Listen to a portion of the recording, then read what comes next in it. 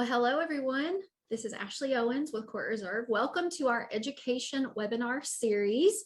We are so excited today to talk about tennis.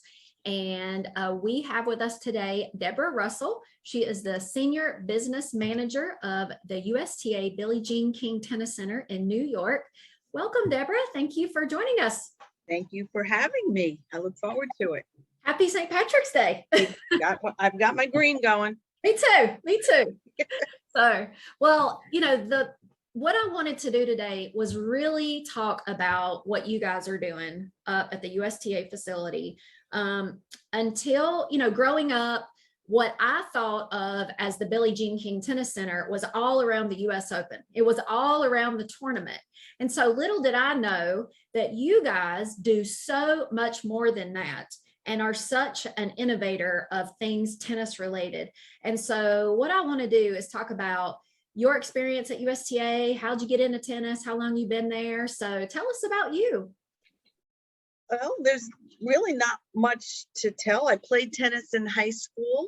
So I loved the game from there. I never took formal lessons, just kind of played all the time, but nothing, too serious, wasn't competitive in the whole bit. And happened to find a job at a tennis center that had a fitness center, and I'm a certified sports and conditioning coach. Happened to marry the owner who had the tennis club, who then started teaching me lessons and basically told me to don't tell people that he's a teaching pro. I said, "Oh, I'm that bad," because I guess I was more into the running. I didn't realize that tennis had boundaries. I was like, "Oh my God, you mean I got to keep it in the lines?" So I started with that, and we have 5 kids, and all 5 of them play. And so and his whole family owned an indoor tennis facility and a tennis camp. So I've just been immersed in tennis, at some point in my whole life, basically, starting from, probably the 7th or 8th grade. And like I said, my kids to this day still play. My husband's still playing in leagues and still teaches. And so here we are. And how did I get this? I just happened to see a job posting and have a degree in finance. So here we are. Wow. How long have you been with the USTA? Since 2010. Okay. So a little bit's changed since 2010. Oh, absolutely.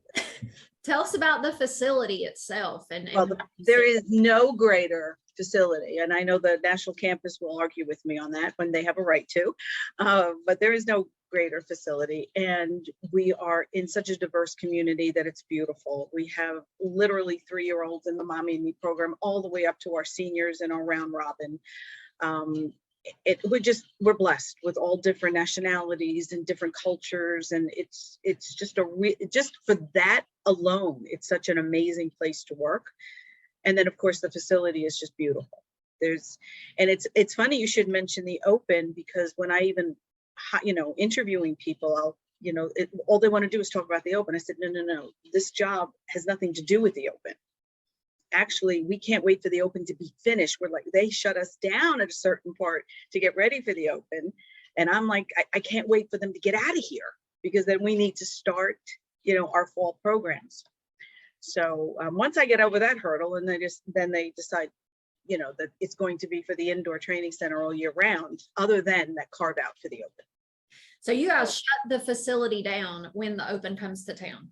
They shut down our indoor building as we know it, meaning that all lessons stop, all programming, our courts actually, we're indoors, only 12 courts, but they will repurpose the 12 courts and either make them hospitality, like they literally put flooring down and build outs and whatever. They don't look like tennis courts, with the exception of the last couple of years. They leave our bank of 1 through 6 courts open for inclement weather or for the top seeded players, to practice. So this does not look anything like it does year round. And that's why I can't wait for them to get out, because not only is it over, but now I need you to get everything back, the curtains up and the nets up and the posts up and this, so that we can start our programming.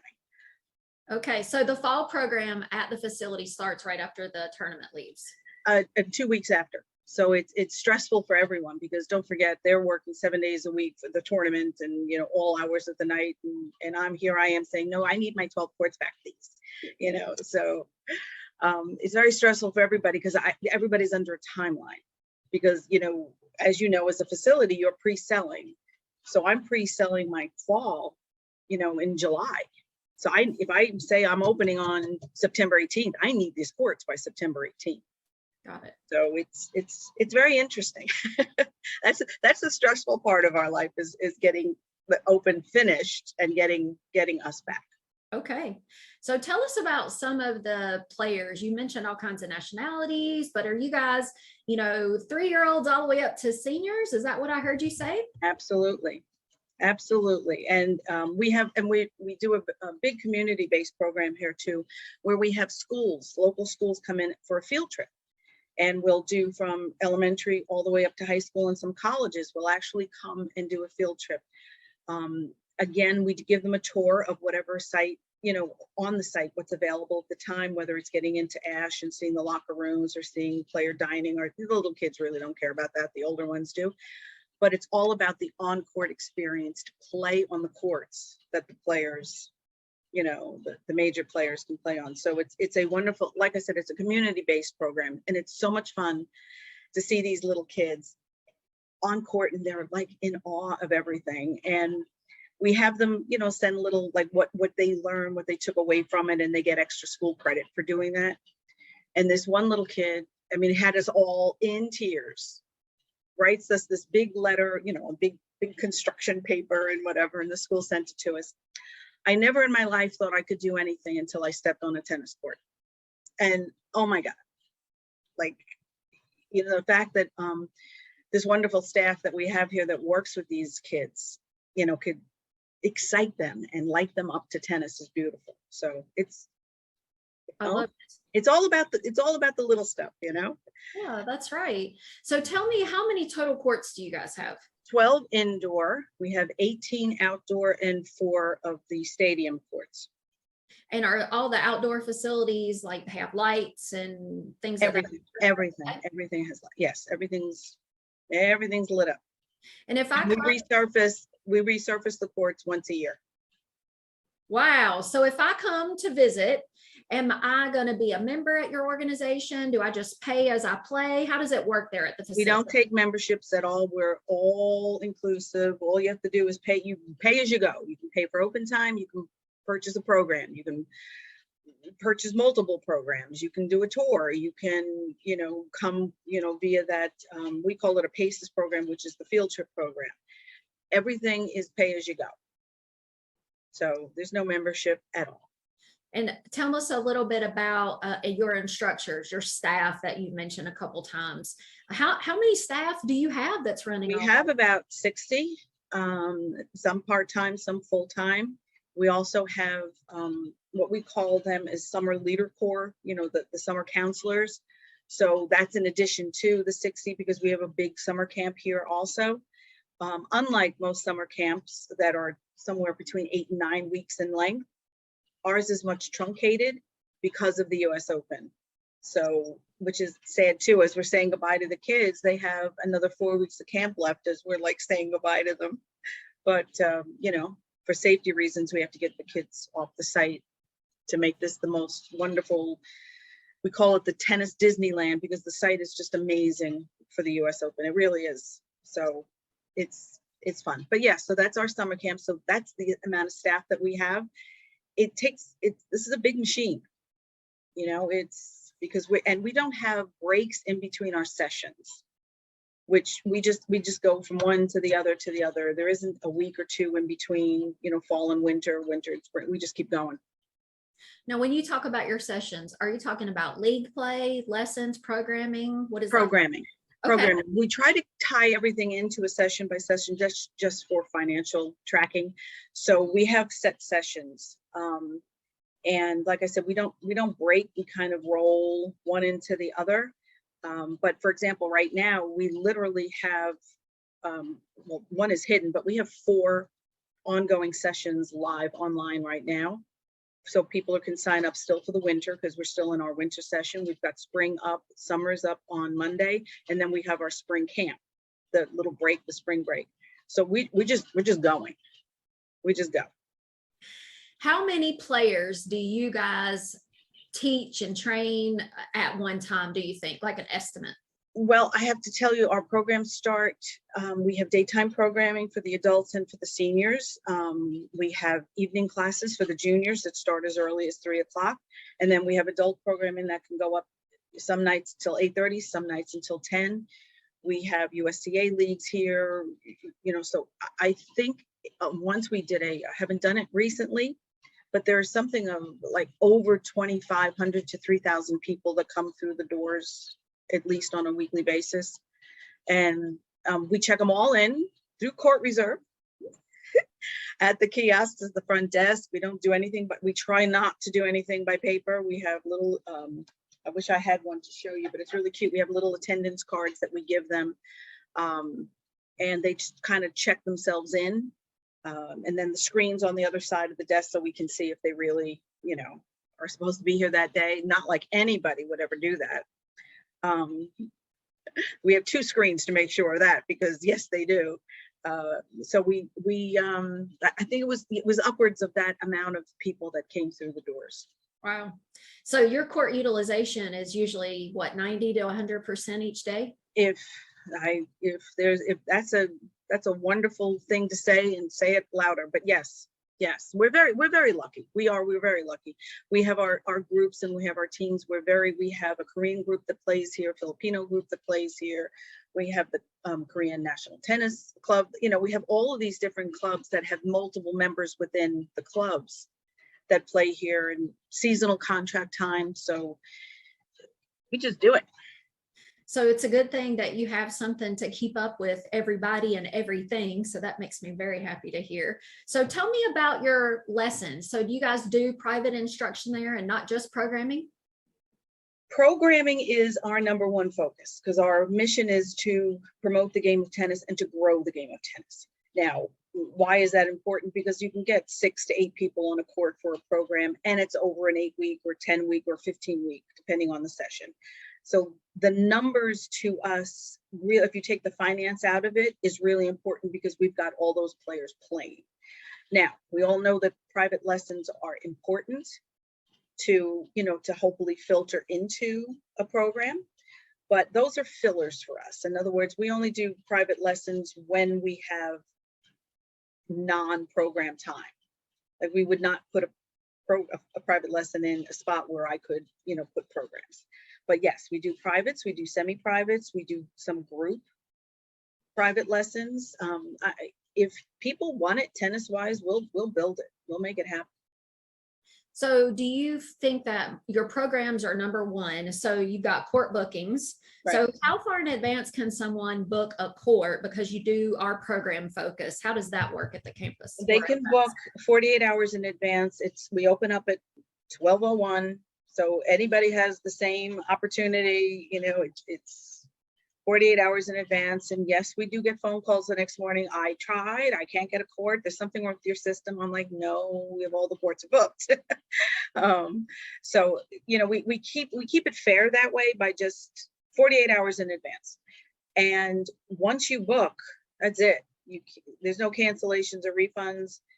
You know, again, I only have 12 indoor courts. So I sell little squares on the court sheet. So once you buy that square, that's yours. Okay, no refunds. No refunds after they book, because if you think of it, if we've got all these people that are trying to get a court and they can't, they're not waiting around to see if somebody's going to drop out. You know, they're going down to my competitor down the street. So you want to book the court, and if sometimes they'll call and say, oh, my partner got, you know, sick or whatever. Come, we'll give you the ball machine for free, but come, it's still your court. You're not getting a refund, but how about a ball machine? Or how about you find another, you know, another player or something like that? We can swap out the name. So, and it's been working fine. You know, it's upfront and it's very fair, you know, so it's working for us. I love it because we get a lot of questions like what is the refund policy for specific clubs and organizations? And I really do think it depends. And do you do the same thing with your programming? If you pay With for programming, we used to do it a month out, and then all people were doing was shopping. And once again, they're taking a spot away from somebody else. So now we do a week before the program starts. You have up until a week, but after that, there is no credits, no refunds, no rollovers. And by the way, it doesn't sound heartless. I just want to let you know, we do comp pricing just to see how we're, where we are in the industry, in the area. And we do the same thing for terms and conditions. So in other words, we don't want to be the one that's like, hey, none of this, if everybody else is loosey-goosey. So pretty much we're on par with everybody else, what they do. There's no refunds. We're kind of all falling in line and saying the same thing. This is prime real estate, especially during the indoor season. So we are very explicit in our terms and conditions, and you can't even go to which because you helped us build this, but you can't even go to the payment screen until you check that you've read and accepted the terms and conditions. True, that's right. So we're upfront with everything, and we will at times say, okay, well, I can't take it, but my husband can take my spot. Of course, we'll do that. But once you're registered in a class, that's it. Okay, I like it. So if you have any questions, you can put those in the Q&A. We do have a couple of questions. What age limits do you use for your Mommy and Me event? 3 to 4 is the age. Now, if the 2-year-olds, we don't, and that's more because of the diaper situation than it is for anything else. But we have sometimes where there might be a 5-year-old that's just quite, maybe a little bit more immature. So, we'll go with that too. It's a lot easier for us to have a little bit more forgiveness, if you will, because the parent's on the court with them. So, and that's a very cute class. I think the parents get more out of it than the kids do, but at least they're bonding and it's all over tennis. I bet. Yes. Okay. I love that. The next question, do you use the event sessions function in Court Reserve? And does it help you? When you say the event, event sessions, I guess you can create your sessions in Court Reserve. Oh, yes, we do. We absolutely, exactly. We go right to settings. We set up what we want, and then we don't have to put the dates in specifically to set it up. We just name it. And then when we're going to create the classes, we create the classes based on what session we want it to, the revenue wise, for it to go to and the courts to be booked. That's why we're able to put multiple sessions up online, because we can call them certain things, create the classes that tie in with that, so we can have multiple sessions up and people can just go, oh, I want spring, no, I want winter, no, I'm looking for summer camp. And that's a wonderful tool, because then it separates everything. We can have it on the court sheet that way, and we can also then start seeing where our revenue base is going, because everything's then tied to that line for that session. I love that. What are some of your favorite classes or programs right now?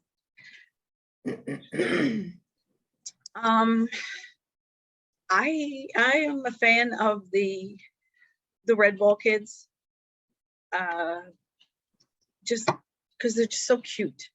They're so cute, and all they want is that racket. They just want the racket. And right now, when you're teaching them the red ball, it's all about eye-hand coordination and footwork and whatever, and respect of the equipment, and yeah. But all those kids want is to hold that racket. And when they progress, week 2, week 3, and you can actually put the racket in their hands, they get so excited. We have a wheelchair program here also, which is, oh my God, so exciting. So that's one of my favorites also. And actually we have a junior program of kids that didn't start out in red ball at 3 or 4 or 5 or come up. They're all of a sudden 11 and 12 and they'll get turned on by tennis. That one excites me the most.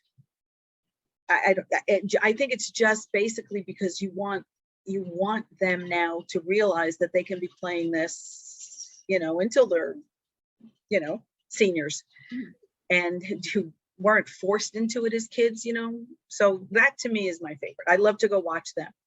Okay. Now, earlier you mentioned to me that how you guys are maybe looking to start some new programming for your adults who have never played tennis, but Yes. want to learn. So tell me about that. I thought that So, was a good idea. well, you know, adults don't really like to take instruction that well. We all know that.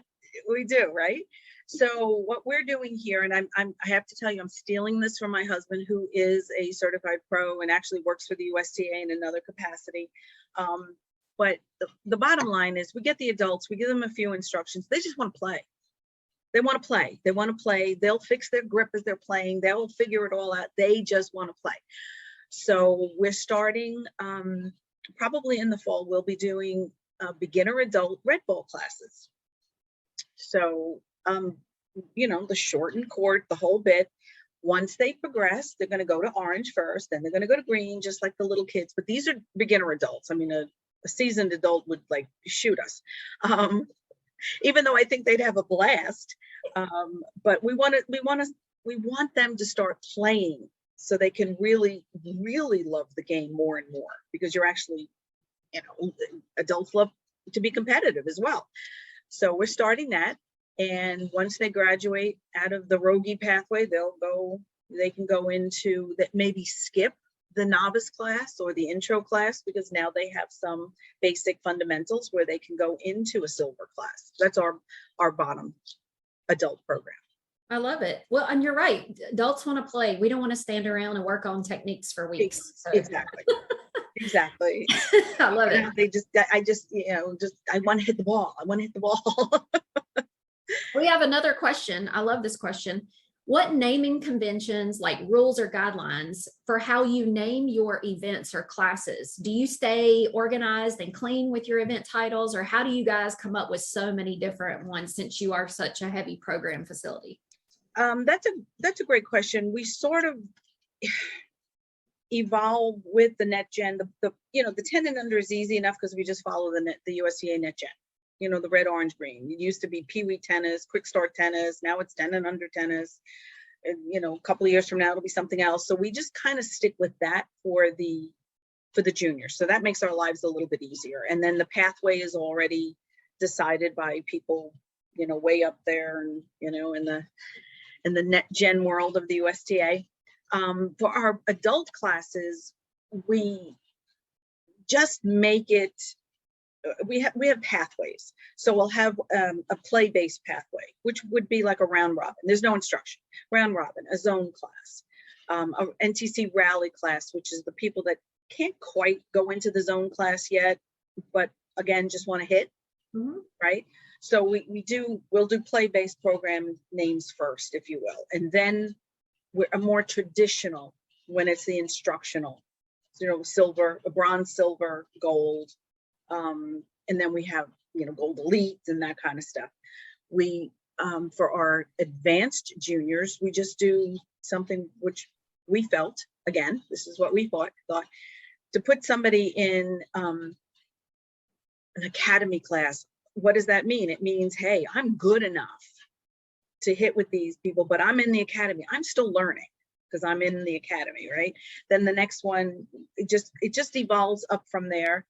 And I have found the success has been when we kind of stay with that over a long period of time rather than every year changing it, because it gets confusing for the staff who are trying to sell it, and it gets very confusing for the customers that might have multiple, you know, children that are like, oh, my kid used to be in here, but now they're in here. What does this mean? So we try to keep it very simple.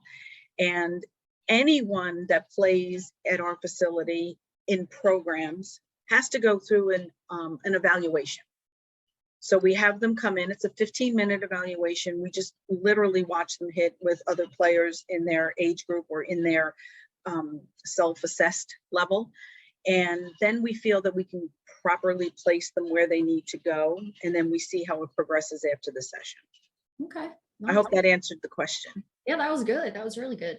So, you know, definitely tennis is, you know, your love there. But of course, there's the USTA National Campus in Orlando that has now incorporated some other racket sports, padel, pop paddle. There's pickleball, of course. Like, so are you guys strictly tennis, or do you guys venture out into those other racket sports at the New York campus? Right now, we just have good old tennis. We had looked into padel, and I'm not saying that's a dead issue yet, but we've looked into it. Believe it or not, we're such a massive site. You would think that we'd have, but we don't have all the space, because we have to make sure that we can't take it down during the open, right? We used to have beach tennis here, which is great as a conditioning coach. I loved it, because that's where I would do, I would take the kids to do some conditioning on the beach. It wasn't to use it, I was using it more for footwork. I'm not opposed to it. I think it's wonderful. As the National Tennis Center, I think we should embrace a lot of the racket sports. Just, whether it's paddle tennis or, platform tennis, beach tennis. I'm not a fan of pickleball yet. It's not yet. I'm not sold on it yet. But yeah, right now we're just doing tennis.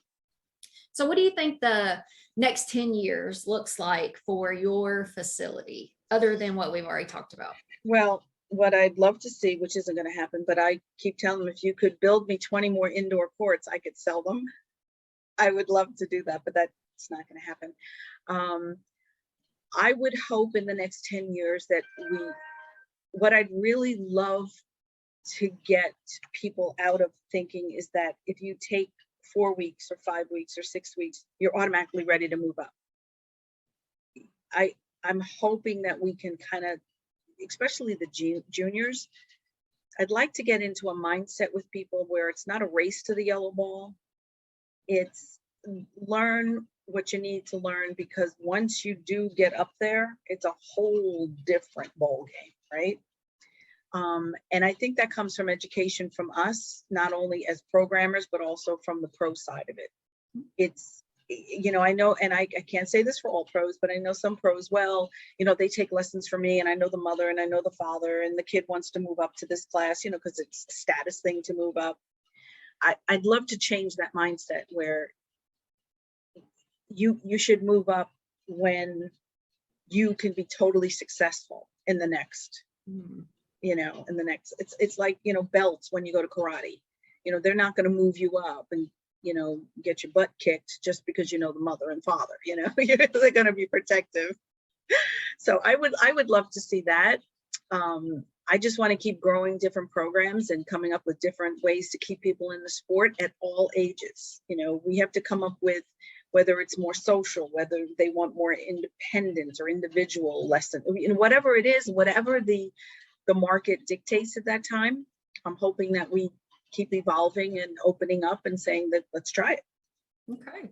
So we know about the tournament, of course, but you guys have other events that happen, year round. What are some of the other things that happen at the center? Well, we have a lot of tournaments, and whether they're NTRP events or whether they're L1s or the juniors, adults, major tournaments, for sure. Nothing like, of course, the US Open, but we also do other events. Like I said, we have a lot of diverse groups here. MTG, which is the Metropolitan Tennis Group, they do huge events with their members all throughout the year. We also have non-tennis events here. For example, in May, we're hosting the Westminster dog show. What? That's awesome. Well, I don't know. I mean, other than giving them tennis balls, I really don't know how that's going to help us, but that's okay. But you know what? It brings awareness and people to the site that might not know that we're open year round. A lot of people just think we're here for the Open and have no idea that this other massive machine is working 11 months out of the year. We have graduations, we've had Broadway plays in Ashe. We've had, you name it, it's here. Wow. It's here. There's always something going on here. So, the Open, of course, takes a lot of your time and stuff, but what are some of the best things that you get to do on a day-to-day basis at the facility? It's good. I'm the business manager. Remember that. The court sheet is my, I don't know what, I'm going to say my calming place. I live and breathe by that court sheet. I come in the morning and I'm at that court sheet because, you know, that's our whole existence is on that court sheet. So I love looking at that and seeing that everything's in its place and everything's full and, you know, whatever. And then I am so lucky to have a great team that work with me. And we're constantly trying to, you know, innovate. And if we see somebody's on a wait list here, somebody's on a wait list here, and the times don't match up, so we make new times and make new classes. So I love that aspect of it, of this puzzle. You know, I have a court here and I have all these people. How can I fit the two together? So, and that's pretty much most of my day is finding, you know, different ways to fill in the spots. Yeah. So it sounds like you're kidding me. But yeah, I do. I love that. I love that whole idea of just keep innovating. So I'm sure over the years you've had some what we would call famous, you know, tennis players come through and train and things. Have you rubbed shoulders with anyone that, you know, we might know by name? Well, two that come to mind. Well, actually three. I was walking down in Ashe down the main corridor during the Open one year, and there was Nadal, and he had, you know, the 12-pack, you know, racket bag. So I walked over to the side so he could pass, and he turned to me and he touched me. I haven't washed it still. That was years ago. Tapped me on the shoulder and he says, no, I moved for you. I was like, okay. Like, no, nothing of any sound that any human being would understand came out of me after that. It was just garbled. And then I met Jimmy Connors and basically told him what a great fan I was, and I can die now, which is probably not something you should say, but I did because I was so emotional. Billie Jean herself is just a class act whenever she's here. And I actually have a funny story about her. She was doing a photo shoot here and press conference. So everybody was around and she had a court. Now our programs start at 3:00, and 3:00 there's, you know, X number of kids and parents just pouring into here. And she was late. So the photo shoot ran a little late. And I had to get them off the court because I had to take the masonite off the court, all the wires and whatever. I had to go and kick Billie Jean King off the court and say to her, I am really sorry, but we have about 24 little Red Bull kids coming in. She was so gracious. I thought for sure I was going to get fired. I mean, I was so convinced. Obviously, I said it very nicely. And I said, I don't know what to do. She says, nope. She says, my fault. I was late. We're going to wrap it up right now. There was another area where they said they could just finish, you know, the B-roll or whatever they call it. So they got off the court, and I was so dreading this. And the next day, I got the most amazing bouquet of flowers from her team, thanking me for looking out after the next up and coming tennis players. So I was like, all right. That's a great story. I love that. Well, it's either Billie Jean yelling at me or 24 parents that are going to be yelling at the front desk and me because they don't have the court time. So I was like, all right, which I would choose her too. yeah, either way, I'm going to be yelled at by somebody. So earlier I had asked you if you had any like memorable stories of players who have, not famous players, but you know, us everyday normal humans that have come through the facility. Well, it's funny you should ask, and I'm glad you did, because there were so many stories. I mean, I've been here, you know, for over 13 years now, coming on my 14th year. But there was one sticks in my mind all the time. This mother came in. We were doing like camp open house, and the mother came in with this little tiny child. I forgot, maybe 6 or 7 years old, and says, "Oh, my child's never played tennis before, but we live in the neighborhood." I said, "Oh, well, we don't just do tennis here. We do multi-sports." I said, "We do talent contests, you know, this and that, and they're gonna, you know, do arts and crafts at that age, and you know, blah, blah, blah, blah, blah." So she goes, "Okay, but it's not gonna be big tennis." And I said, no. I said, "Tennis is our focus." I said, "But there's gonna be other things." Well, P.S. she signed up. The child came back every single year for camp, brought a whole bunch of her friends from the neighborhood. She went on to college, played tennis in college. And just last year, we hired her as a camp counselor.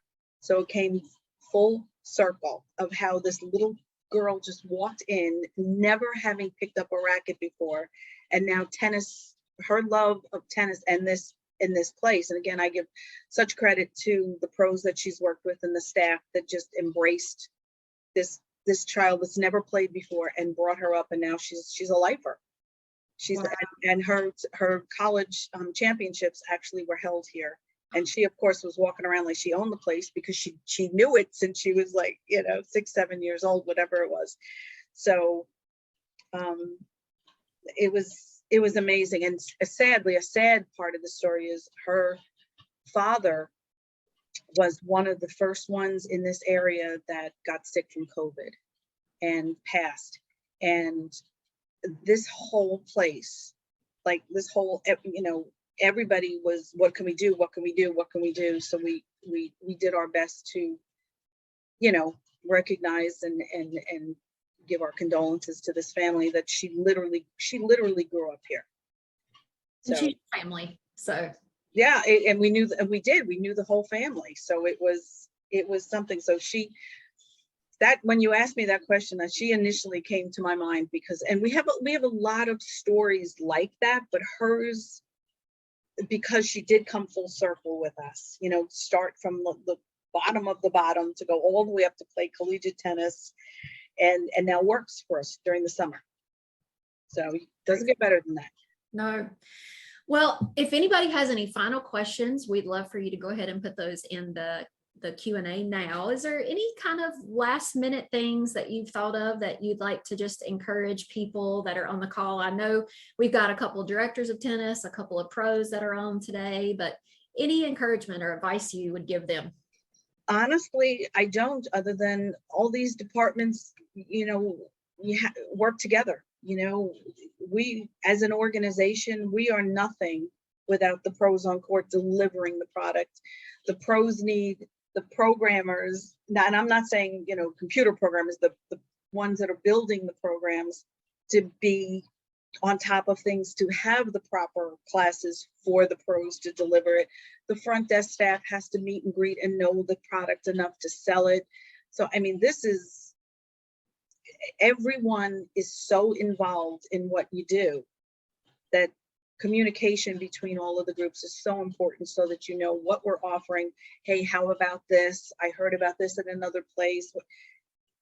That to me is the only advice I would ever give, is just, every once in a while have meetings with all of, we're big, so we still try to have as many people together and meet together so that we can brainstorm and just knock out ideas. But this is not a solo sport. It's not, a pro on a court with a bunch of people. It literally does take a village to get this up and running, and from the facilities part, to keep the courts clean and the nets proper, and this, it's just communicate with each other. That's good. Well, thank you for giving us such encouragement and spending time with us today. This will be recorded. We're going to put it up on the Court Reserve YouTube channel, and I hope everybody has a great weekend. And I thank you so much for inviting me today, and enjoy the beautiful day. At least in New York, it's finally nice and warm and nice today. So That's right. enjoy the rest of the day. See ya.